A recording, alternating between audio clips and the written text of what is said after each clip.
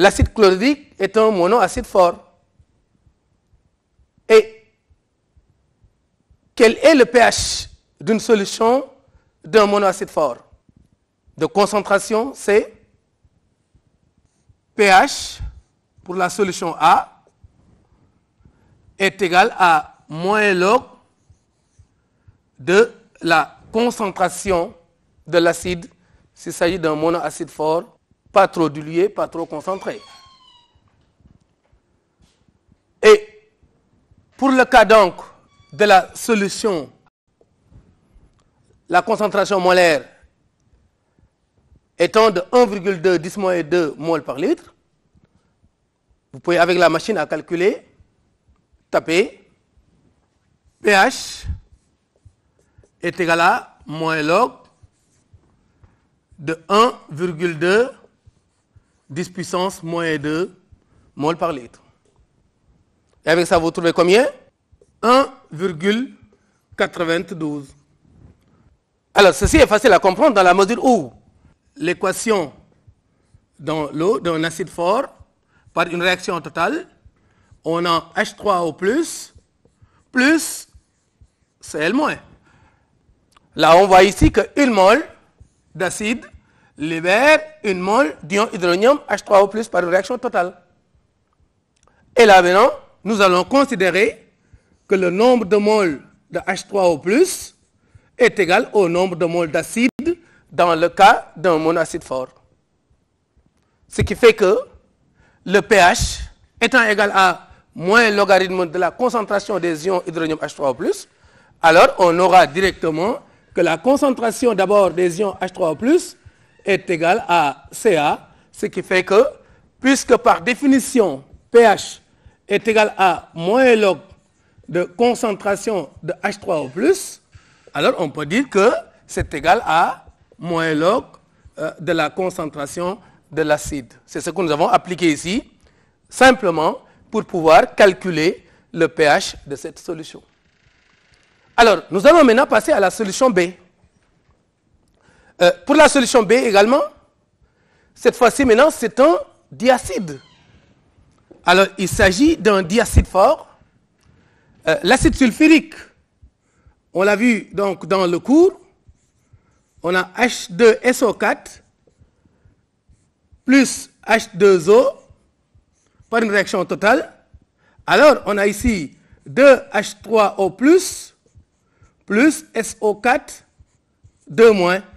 Et là, en équilibrant, qu'est-ce qu'on constate cette fois-ci? Qu'une mol libère 2 moles. De la même façon, nous allons constater tout simplement que la concentration des ions H3O+, pour un diacide, c'est 2 fois la concentration de l'acide. Ce qui fait que, en appliquant également pH égale à moins log de H3O+, en remplaçant concentration de H3O+ par 2Ca, pour un diacide, on aura donc pH est égal à moins logarithme de 2Ca.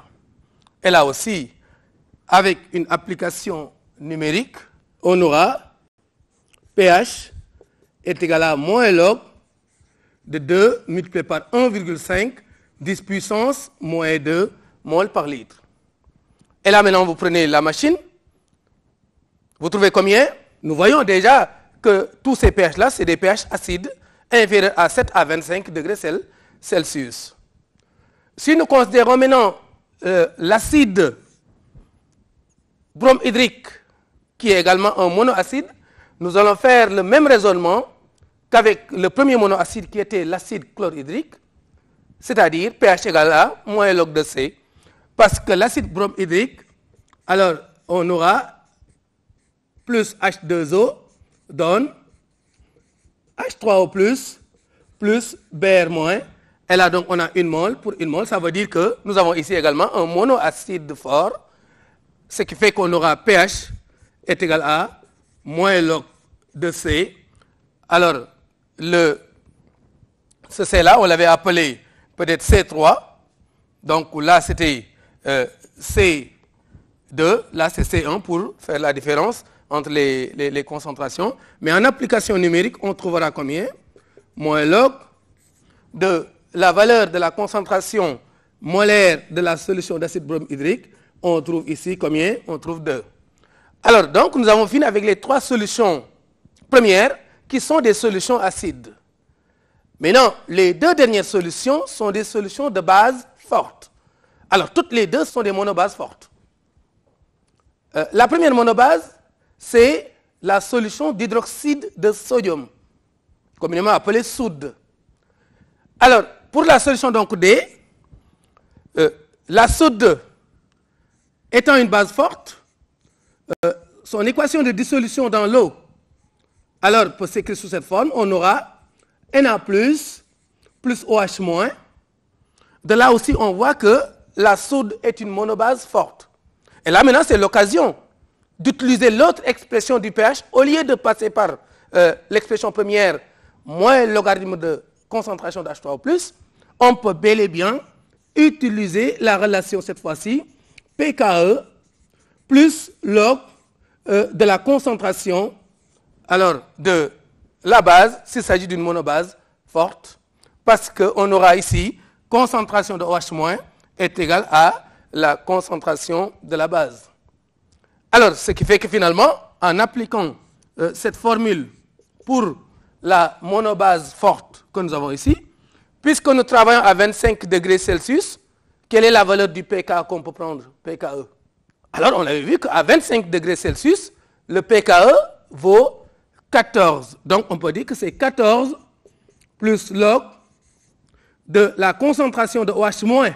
Mais puisque la concentration de OH- est égale à C, dans la mesure où NaOH est une monobase forte, nous avons quoi?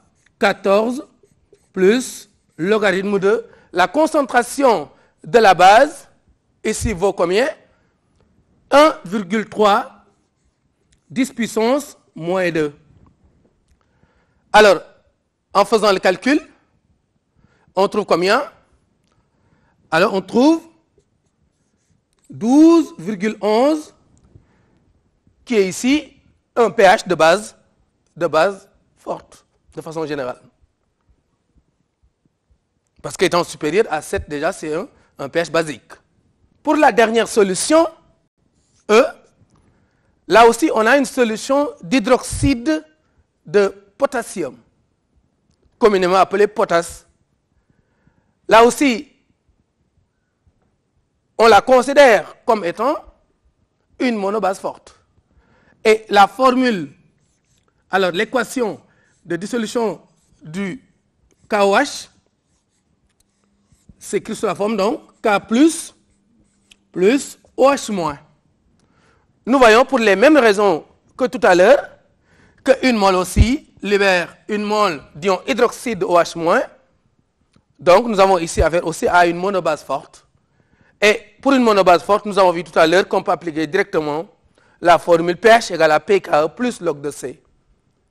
Puisque nous connaissons également la concentration de la potasse, de la solution de potasse, qui vaut 1,25 10 puissance moins 2, il suffit tout simplement d'appliquer d'abord l'expression, puisque nous sommes à 25 degrés, logarithme de la concentration de la base.